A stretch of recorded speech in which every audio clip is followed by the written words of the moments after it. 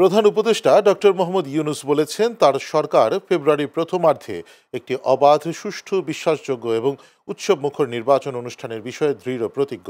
প্রধান উপদেষ্টা বলেন, এবারের আসন্ন ত্রয়োদশ জাতীয় সংসদ নির্বাচনে রেকর্ড সংখ্যক তরুণ তাদের প্রথম ভোট দেবে।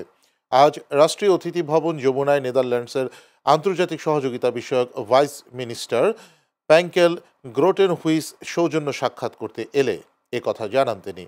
বাংলাদেশের গণতান্ত্রিক রূপান্তর এবং আসন্ন নির্বাচন নিয়ে প্রধান উপদেষ্টা বলেন, বিগত স্বৈর শাসনের অধীনে অনুষ্ঠিত 3টি কারচুপির নির্বাচনে ভোট দিতে না পারার রেকর্ড সংখ্যক তরুণ এবার তাদের প্রথম ভোটটি দেবে। তিনি বলেন, এটি সকলের জন্য একটি ঐতিহাসিক মুহূর্ত।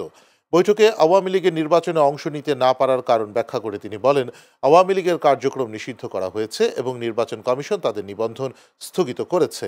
এই কারণে আওয়ামী লীগ আসন্ন সংসদ নির্বাচনে অংশ নিতে পারবে না।